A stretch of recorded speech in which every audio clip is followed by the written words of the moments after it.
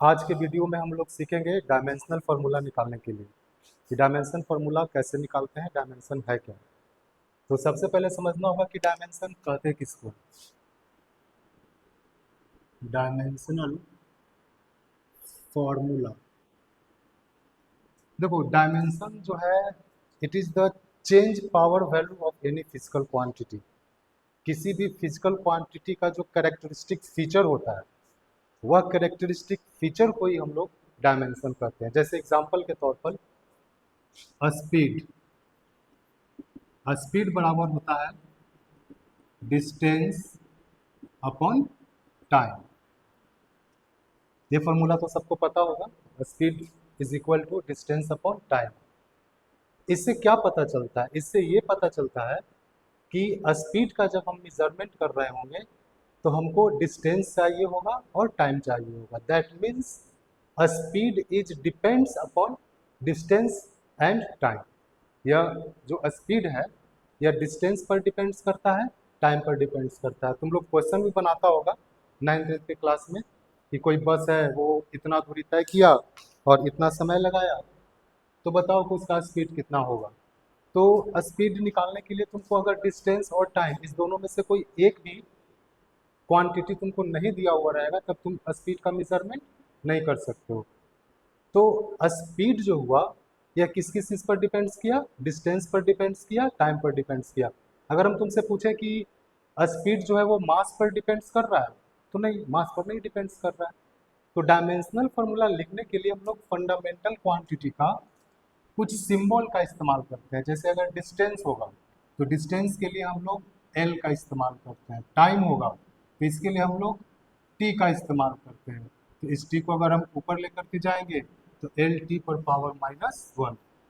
This is the dimensional formula of speed.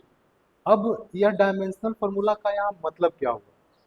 इससे हमको ये पता चल रहा है कि ये स्पीड जो है वह लेंथ पर डिपेंड्स कर रहा है और टाइम पर डिपेंड्स कर रहा है। देखो यहाँ पर प्लस में है, एल पर पावर कुछ नहीं है, दैट मीन्स +1।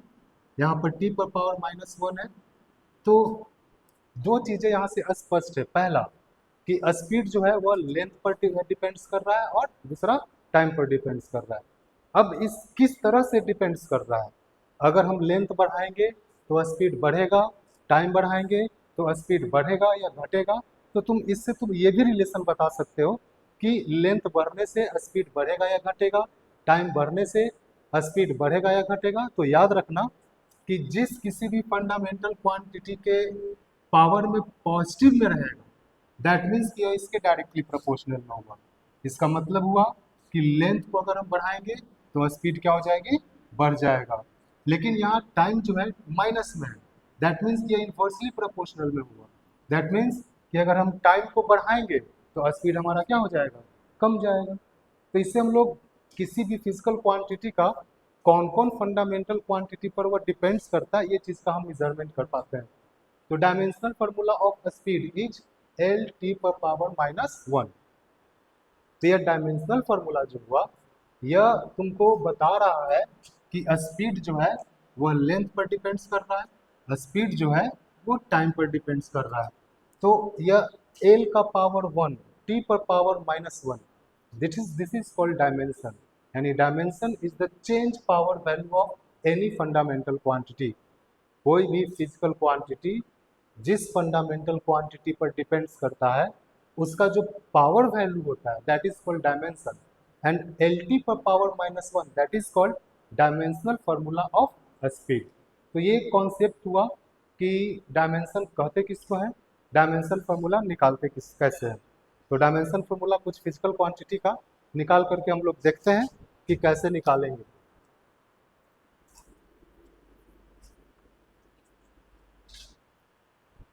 देखो डायमेंशनल फार्मूला निकालने के लिए ना जैसे एक बिल्डिंग बनाना है हमको, तो बिल्डिंग बनाने के लिए हमको क्या क्या चीज़ का रिक्वायरमेंट होगा।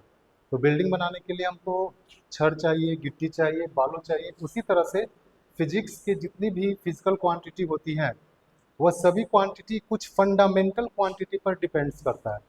और इस पूरे फिजिक्स का फॉर्मूला 7 फंडामेंटल क्वांटिटी पर डिपेंड्स करता है। और उसी 7 फंडामेंटल क्वांटिटी के लिए हम लोग सिंबल का इस्तेमाल करते हैं।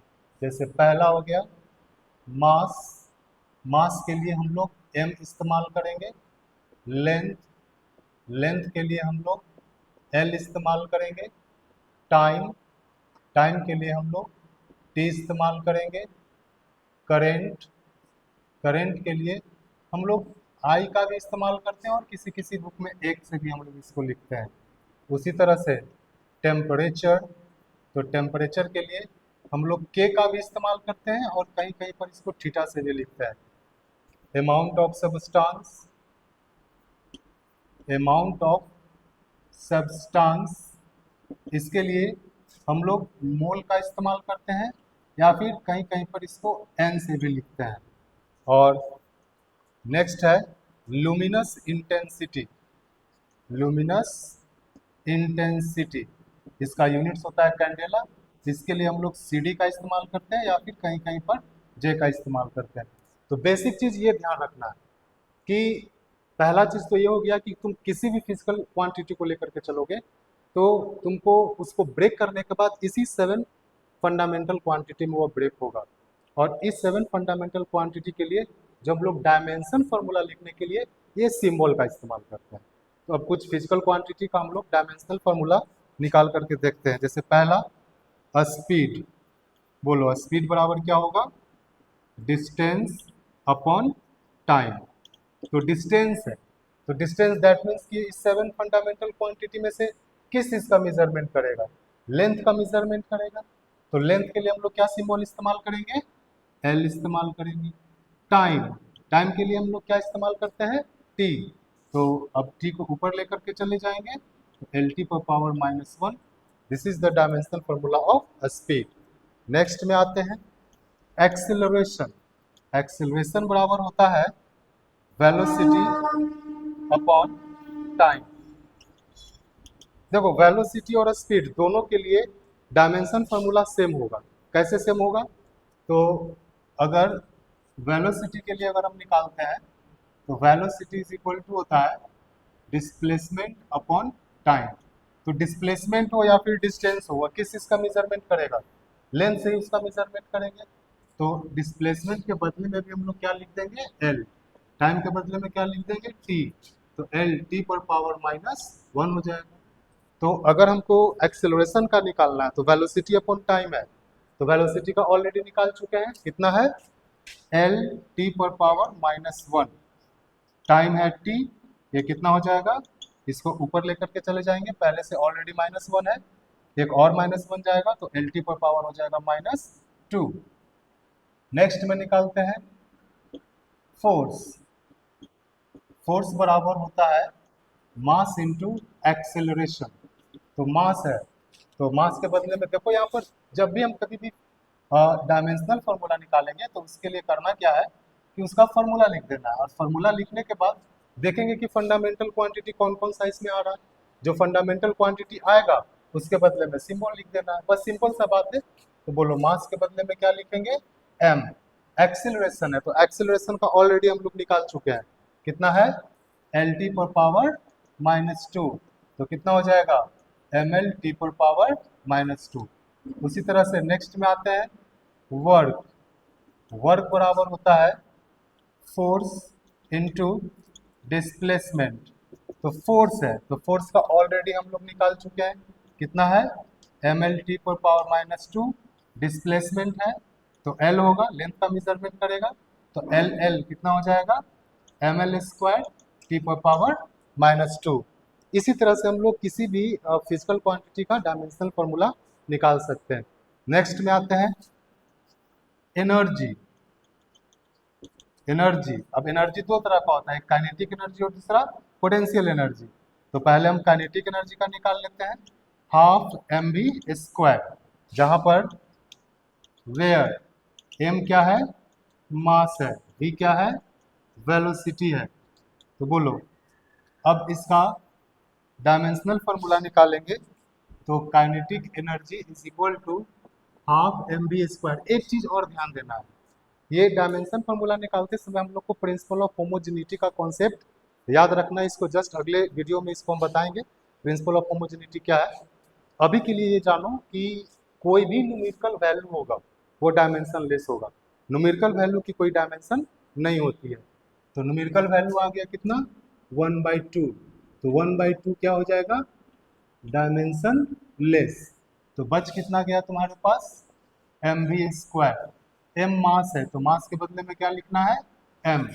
v वेलोसिटी, देखो वेलोसिटी का निकाला हुआ है कितना है LT⁻⁻1। तो v का स्क्वायर है, इसको स्क्वायर कर देंगे तो हो जाएगा ml²T⁻⁻2।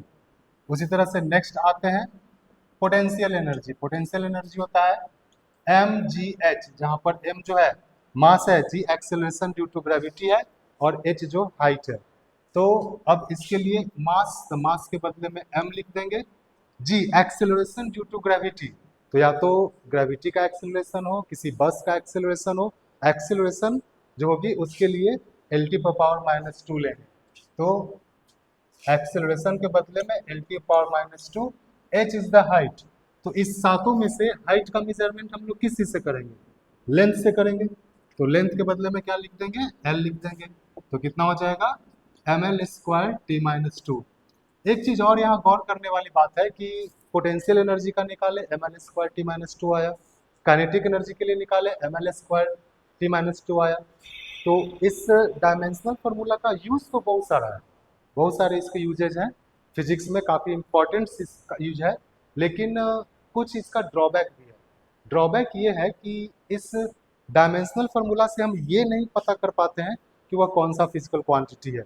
जैसे अगर हम तुमसे पूछ दें कि ml²T⁻⁻2 या किसका डायमेंशनल फार्मूला होगा, तो इससे हम नहीं बता सकते कि वह कौन सा फिजिकल क्वांटिटी है, क्योंकि संभव है कि दो या दो से अधिक फिजिकल क्वांटिटी का सेम डायमेंशनल फार्मूला है।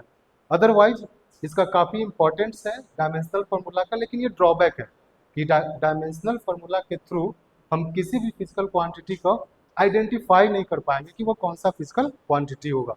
नेक्स्ट में आते हैं मोमेंटम। मोमेंटम बराबर होता है मास इनटू वेलोसिटी। तो बोलो मास है तो मास के बदले में m लिखेंगे, वेलोसिटी है LT⁻⁻1 लेंगे तो mL/T⁻⁻1 हो जाएगा। नेक्स्ट में आते हैं एरिया। बोलो एरिया बराबर होता है L/B, लंबाई गुने चौड़ाई। तो लंबाई निकालो या फिर चौड़ाई निकालो, किस चीज का मेजरमेंट करेंगे उस सातों फिजिकल क्वांटिटी से लेंथ का मेजरमेंट करना होगा। तो इसके बदले में लेंथ के बदले में L, विड्थ के बदले में L, तो कितना हो जाएगा L²। नेक्स्ट में आते हैं प्रेशर। प्रेशर बराबर कितना होता है force by area. Force by area, तो फोर्स है mL/T⁻⁻2, एरिया है L²। तो कितना हो जाएगा एक L से एक L कैंसिल हो जाएगा, m एक L बचेगा, इसको ऊपर लेकर चले जाएंगे L⁻⁻1 T⁻⁻2। नेक्स्ट में आते हैं डेंसिटी। डेंसिटी बराबर कितना होता है मास बाय वॉल्यूम। मास है तो मास के बदले में m लिखेंगे, वॉल्यूम है लंबाई गुने चौड़ाई गुने ऊंचाई। तो लंबाई करो, ऊंचाई करो या फिर चौड़ाई करो, तीनों का मेजरमेंट हम लोग किससे करेंगे लेंथ से करेंगे। तो L into L into L is equal to L3, तो हो जाएगा mL/⁻⁻3। उसी तरह से नेक्स्ट में आते हैं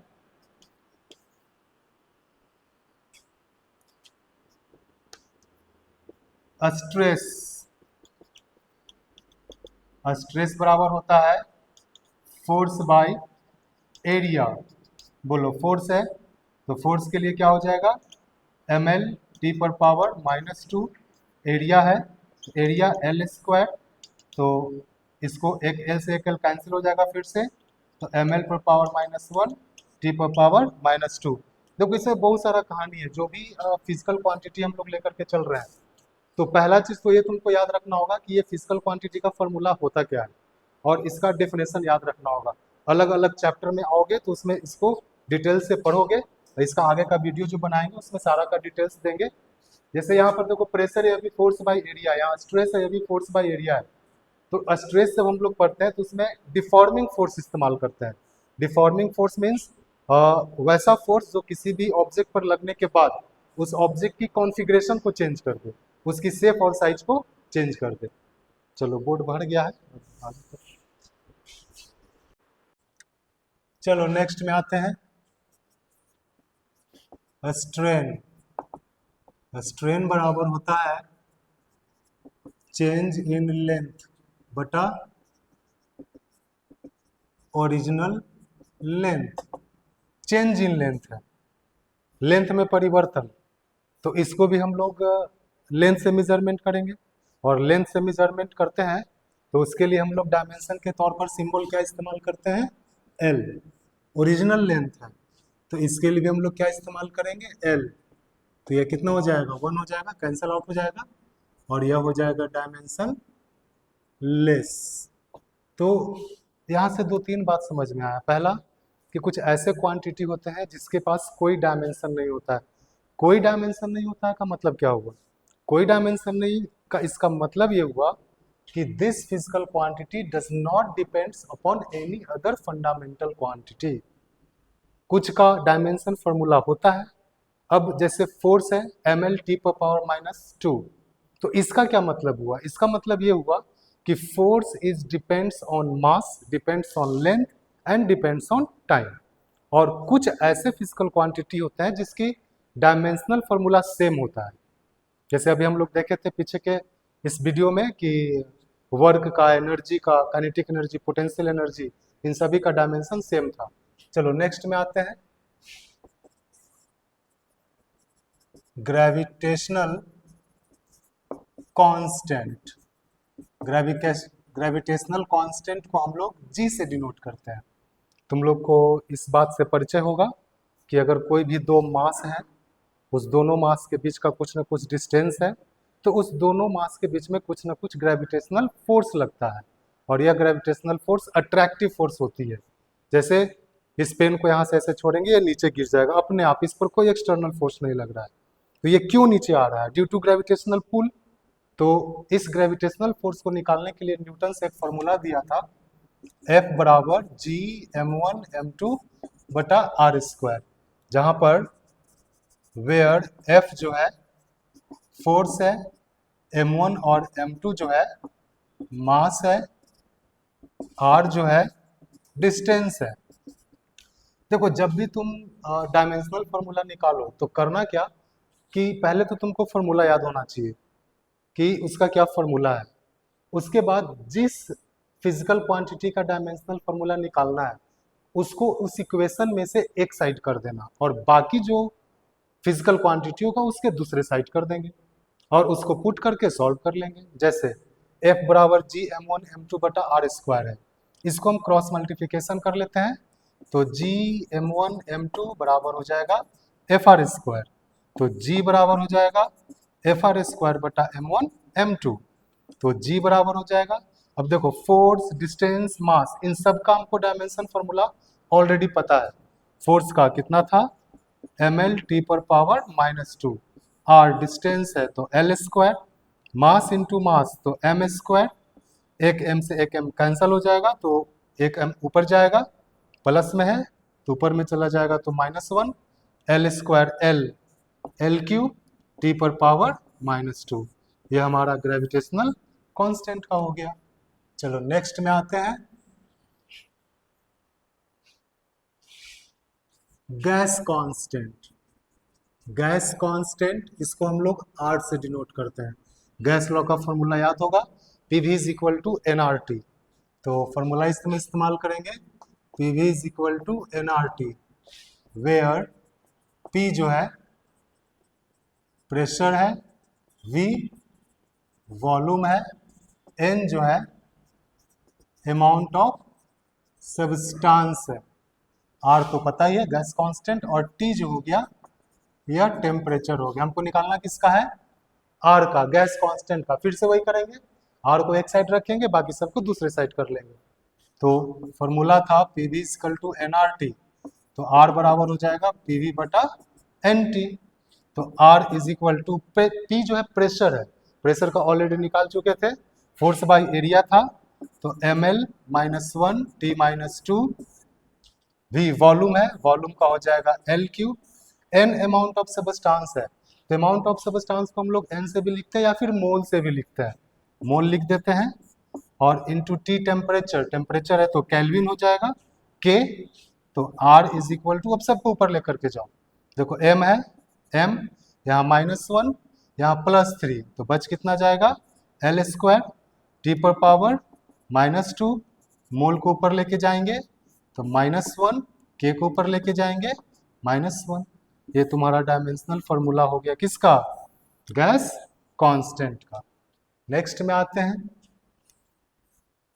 देखो यहाँ पर कुछ ऐसा भी फॉर्मूला तुमको दिखेगा जो कि हो सकता है उससे पहले तुम लोग परिचय ना हो, तो इसके लिए घबराना नहीं है। जैसे जैसे चैप्टर वाइज टॉपिक वाइज आएंगे सारे फिजिकल क्वांटिटी को डिटेल्स में देखेंगे, क्योंकि अभी हम लोग को डायमेंशनल फार्मूला निकालना है। तो डायमेंशनल फार्मूला निकालने के लिए हमको जो फार्मूला का रिक्वायरमेंट है उसकी हम चर्चा कर रहे हैं। जैसे इलेक्ट्रिक फील्ड और मैग्नेटिक फील्ड, इलेक्ट्रिक फील्ड और मैग्नेटिक फील्ड, जब किसी भी एरिया में इलेक्ट्रिक फील्ड प्रोड्यूस करता है या फिर मैग्नेटिक फील्ड, तो वह इलेक्ट्रिक फील्ड और मैग्नेटिक फील्ड बहुत सारी चीज़ों पर डिपेंड्स करता है। चार्ज क्या है, जैसे इलेक्ट्रिक फील्ड अगर है तो चार्ज की स्ट्रेंथ क्या है, कितना डिस्टेंस पर रखा हुआ है, साथ साथ जिस मीडियम में है उस मीडियम की नेचर को भी वो रोल प्ले करता है उसमें, कि मीडियम की प्रकृति क्या है। तो इलेक्ट्रिक फील्ड के लिए जो हम लोग नेचर ऑफ मीडियम को बताते हैं उसके लिए हम लोग परमिटिविटी का इस्तेमाल करते हैं। और अगर मैग्नेटिक फील्ड का जो नेचर ऑफ मीडियम को रिप्रेजेंट करता है उसके लिए हम लोग परमियाबिलिटी का इस्तेमाल करते हैं। तो इसका भी डायमेंशन फॉर्मूला निकाल करके देखते हैं। नेक्स्ट में आते हैं परमिटिविटी, इसको हम लोग एप्सिलॉन नॉट से डिनोट करते हैं। देखो किसी भी दो चार्ज के बीच में कितना फोर्स लगेगा, इस फोर्स का कैलकुलेशन करने के लिए कुलॉम्स एक फॉर्मूला दिया था, उसको हम लोग कुलॉम्स लॉ से डिराइव करके निकालते हैं। और कुलॉम्स से जो फॉर्मूला था किसी भी दो चार्ज के बीच में, वो फॉर्मूला था F बराबर 1/4 pi epsilon not Q1 Q2 बटा R स्क्वायर। तो तुमको इस एप्सिलॉन नॉट का डायमेंशनल फॉर्मूला निकालना है। तो जस्ट अभी पहले भी बताए थे कि कोई भी न्यूमेरिकल वैल्यू हो किसी भी फॉर्मूला में, उस न्यूमेरिकल वैल्यू को कंसिडरेशन नहीं करना है, because any numerical value is dimension less. कोई भी न्यूमेरिकल वैल्यू का डायमेंशन फॉर्मूला नहीं होता है, वो डायमेंशन लेस होता है। तो इसको हम लोग उड़ा देंगे, ये हो जाएगा डायमेंशन लेस। तो बच कितना जाएगा, F बराबर Q1 Q2 बटा एप्सिलॉन नॉट R स्क्वायर। फिर से वही कहानी, जिसका हमको निकालना है उसको एक साइड कर लेना है, बाकी सबको दूसरे साइड कर लेना है। तो क्रॉस मल्टीप्लिकेशन करेंगे तो FR square epsilon not is equal to Q1 Q2, epsilon not is equal to Q1 Q2 बटा FR स्क्वायर। तो epsilon not is equal to, देखो Q1 Q2 चार्ज है, तो पहले तुमको हम हिंट्स के तौर पर चार्ज का बता देते हैं। जैसे मान लो चार्ज का हमको निकालना है, तो तुम लोग पढ़ा होगा करंट के बारे में। करंट कहते किसको है, करंट सिंपल डिफिनेशन है the rate of flow of charge through the conductor. किसी भी कंडक्टर्स के थ्रू चार्ज की फ्लो करने की जो दर होती है उसी को हम लोग करंट कहते हैं। तो करंट का फॉर्मूला हो जाएगा current rate of charge of flow, तो बोलो चार्ज का फ्लो का दर, यानी कि चार्ज दर कैसे निकालेंगे, टाइम से डिवाइड कर देंगे, दर निकल जाएगा। यानी कि करंट बराबर हो जाएगा चार्ज बाय टाइम। तो चार्ज बराबर कितना हो जाएगा, करंट इनटू टाइम। तो चार्ज बराबर हो जाएगा, बोलो करंट है तो करंट के लिए क्या लेते हैं I, टाइम के लिए क्या लेते हैं T, तो यह हो जाएगा IT। यानी कि चार्ज के बदले में हम लोग डायमेंशन फॉर्मूला कितना लिखेंगे, IT लिखेंगे। तो बोलो Q1 है तो इसके बदले में IT लिख देंगे, फिर एक और चार्ज है तो फिर एक IT लिखेंगे, फिर फोर्स है तो फोर्स का पता है हम लोग को mLT पर पावर -2 होता है, और डिस्टेंस है तो L स्क्वायर। तो epsilon not is equal to I square T square M L square L, कितना हो जाएगा L क्यू T पर पावर -2। अब सबको ऊपर लेकर के चले जाओ तो हो जाएगा, M को देखो ऊपर लेके जा रहा है -1, L को ऊपर लेके जा रहा है। जब डिवीजन से मल्टीप्लिकेशन में जाता है तो इसका साइन क्या हो जाता है, चेंज कर जाता है।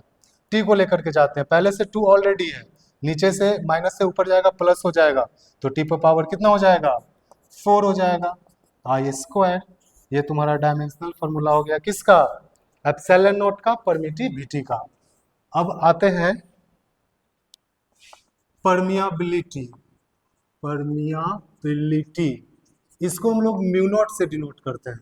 फॉर्मूला होता है F बराबर QUB, वेयर परमियाबिलिटी का निकालने से पहले मैग्नेटिक फील्ड का निकाल लो, तब तुमको आसानी हो जाएगा।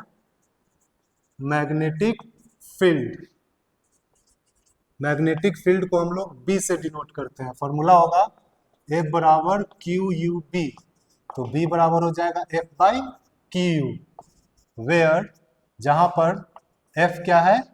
फोर्स है, Q चार्ज है, और U जो है वेलोसिटी है। तो बोलो यहां से B का निकालते हैं, तो B बराबर हो जाएगा F फोर्स, तो फोर्स के बदले में mlt पर पावर -2, Q चार्ज है, it U वेलोसिटी है, lt पर पावर -1। अब इस सबको अरेंज कर लेते हैं। बोलो एक L है, कैंसल आउट हो जाएगा। यहाँ देखो t पर पावर +1 है, यहाँ पर -1 है, तो माइनस प्लस ये दोनों कैंसिल हो जाएगा। और अगर ऐसा नहीं समझ में आता है तो t को ऊपर लेके जाएंगे तो प्लस में हो जाएगा, तो फिर यहाँ से t या फिर यहाँ से t ये कैंसिल हो जाएगा। तो ऊपर ना ले जा करके हम यहाँ पर कैंसिल इसको कर देते हैं। तो बच गया कितना हमारे पास? m t पर पावर -2 i पर पावर -1, तो b बराबर हो गया हमारा कितना? mt पर पावर -2 i पर पावर -1। अब निकालते हैं हम लोग परमियाबिलिटी का। तो नेक्स्ट में आते हैं परमियाबिलिटी, जिसको हम लोग म्यू नॉट से डिनोट करते हैं। इसके लिए फॉर्मूला इस्तेमाल करेंगे B बराबर म्यू नॉट आई बटा 2πa। फिर से देखो यहाँ 2π जो आया न्यूमेरिकल वैल्यू आया, तो ये न्यूमेरिकल वैल्यू फिर क्या हो जाएगा? Dimension less. तो तुम्हारे पास बच कितना गया? B बराबर म्यू नॉट आई बटा a। फिर से क्रॉस मल्टीप्लिकेशन कर करके म्यू नॉट्स का मान निकाल लेंगे। म्यू नॉट को एक साइड कर देंगे और बाकी चीजों को दूसरे साइड कर देंगे, तो वैल्यू हो जाएगी म्यू नॉट आई बराबर BA और म्यू नॉट बराबर BA बटा आई। एक चीज और ध्यान रखना, यहाँ पर आई जो है वह किस चीज के लिए यहाँ पर रखा हुआ है? करंट के लिए। ए डिस्टेंस एक्चुअली में रेडियस होता है। जब किसी भी सर्कुलर लूप से हम करंट फ्लो कराते हैं और करंट फ्लो कराने के कारण जो मैग्नेटिक फील्ड बनता है, उस मैग्नेटिक फील्ड के लिए ये फॉर्मूला है। तो रेडियस लो या फिर डिस्टेंस लो, डिस्प्लेसमेंट लो, सारा कहानी लेंथ का है। तो इसके बदले में हम लोग L लिखेंगे, इसको रेडियस कर सकते हो या फिर डिस्टेंस भी कर सकते हो, दोनों चलेगा, कोई दिक्कत नहीं है। तो B है, तो B मैग्नेटिक फील्ड हो गया। तो मैग्नेटिक फील्ड का देखो ऑलरेडी हम निकाल चुके हैं, कितना आया है? mt पर पावर -2 i पर पावर -1। ए डिस्टेंस है तो इसके लिए L हो जाएगा, I करंट है तो करंट के लिए I छोड़ देते हैं, तो म्यू नॉट बराबर हो जाएगा, सबको ऊपर लेकर के चले जाओ, I को ऊपर लेके जाते हैं, तो mlt पर पावर -2 I पर पावर देखो पहले से -1 है, एक और ऊपर जाएगा तो कितना हो जाएगा? -2। ये हमारा डायमेंशनल फॉर्मूला हो गया किसका? तो परमियाबिलिटी का। तो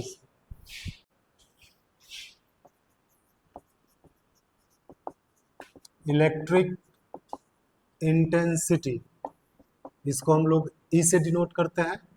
फॉर्मूला होता है E = F/Q, जहां पर F जो है फोर्स है, Q जो है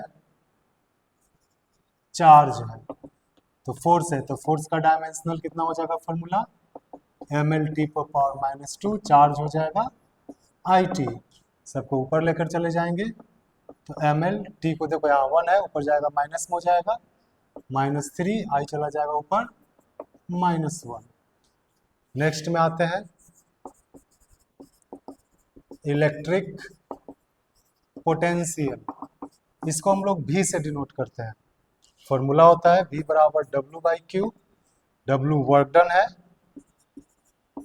और Q चार्ज है, वर्क है तो वर्क का क्या फॉर्मूला होगा? डायमेंशनल ml² t पर पावर -2 चार्ज it, तो ml² t पर पावर यहाँ पर चला जाएगा तो ऊपर -3 हो जाएगा, i पर पावर -1। देखो ये सारा फॉर्मूला को ना चैप्टर वाइज में आकर के डिटेल्स करना है, तो इसमें हड़बड़ाना नहीं है कि ये कैसे आ रहा है, फॉर्मूला क्यों है। एक थोड़ा सा कॉन्सेप्ट दे देते हैं। इलेक्ट्रिक इंटेंसिटी और इलेक्ट्रिक पोटेंशियल बहुत ही कॉन्सेप्ट वाली बात है। एक कहीं पर हम चार्ज रख दिए, मान लो क्यू कूलम चार्ज रख दिए। अब अगर ये चार्ज रखेंगे तो इसका कुछ ना कुछ अपना एक एक्सपीरियंस फील्ड बनेगा। किसी भी चार्जेबल ऑब्जेक्ट के एक्सपीरियंस्ड फील्ड के अंदर में अगर हम 1 कूलम चार्ज रख देते हैं, सेकेंड चार्ज कितना कूलम रखना है, 1 कूलम चार्ज रखना है, इस दोनों के बीच में जो फोर्स लगेगा that force is called electric intensity. यानी इलेक्ट्रिक इंटेंसिटी एक तरह का कूलम्बिक फोर्स है in between 1 coulomb charge and object charge. किसी भी इकाई चार्ज के कारण जो फोर्स डेवलप करेगा उसी को हम इंटेंसिटी कहते हैं। यानी कि electric intensity is defined as it is the coulombic force occurs due to unit positive charge. किसी भी यूनिट पॉजिटिव चार्ज के द्वारा वह बल जो किसी भी चार्जेबल ऑब्जेक्ट के एक्सपीरियंस फील्ड के अंदर में रख देते हैं। अब ये फॉर्मूला कैसे आया, जैसे अब सपोज करो कि यहाँ 1 कूलम ना रख करके हम क्यू कूलम चार्ज रख दें। अच्छा, क्यू कूलम चार्ज रखेंगे तब भी इस दोनों के बीच में कुछ ना कुछ फोर्स लगेगा। तो मान लेते हैं कि क्यू कूलम चार्ज रखें तो एफ फोर्स डेवलप किया, तो 1 कूलम चार्ज रखेंगे तो कितना फोर्स डेवलप करेगा, एफ बाई क्यू। और यूनिट कूलम के कारण जो फोर्स लगता है उसी को इंटेंसिटी कहते हैं। तो इंटेंसिटी बराबर कितना हो गया, एफ बाई क्यू। दो चीजें होती है, एक डेफिनेशन दूसरा फॉर्मूला। अगर डेफिनेशन याद है फॉर्मूला अपने आप याद हो जाएगा, अगर फॉर्मूला याद है तो उससे तुम डिफिनेशन भी उसको दे सकते हो। और बस इसी में क्या करना है कि 1 कूलम चार्ज के कारण जो फोर्स लग रहा है उसको इंटेंसिटी कहते हैं। अब जब फोर्स लगेगा तो ये चार्ज को क्या करेगा, ये भगाएगा, क्योंकि दोनों पॉजिटिव चार्ज है, भगा दिया इसको। तो फोर्स भी लग रहा है, डिस्प्लेसमेंट भी हो रहा है, तो फोर्स और डिस्प्लेसमेंट इसमें वर्क डन क्रिएट करेगा। तो यूनिट पॉजिटिव चार्ज के कारण जो फोर्स लगता है उसको इंटेंसिटी बोलते हैं, और यूनिट पॉजिटिव चार्ज के कारण जो वर्क डन होता है उसको हम पोटेंशियल कहते हैं।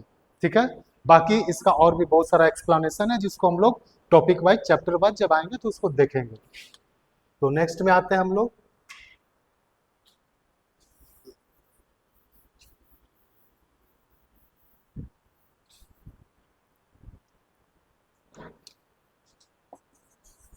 कैपेसिटी।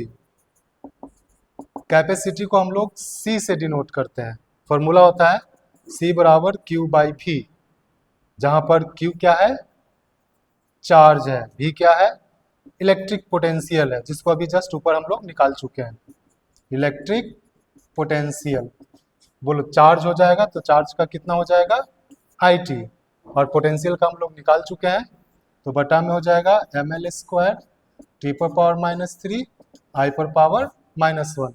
अब सबको ऊपर लेकर चल जाते हैं, तो m पर पावर हो जाएगा -1, L स्क्वायर है, L पर पावर -2, T पर पावर -3 है, ऊपर जाएगा तो प्लस हो जाएगा, एक ऑलरेडी है, तो T पर पावर 4, I -1 है, तो I पर कितना हो जाएगा 2।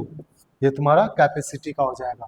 कैपेसिटी किसको कहते हैं, तो किसी भी कैपेसिटर का वह इफिशियंसी जिसके कारण उसकी पोटेंशियल इंक्रीज कर जाए विथ यूनिट वैल्यू से। नेक्स्ट में आते हैं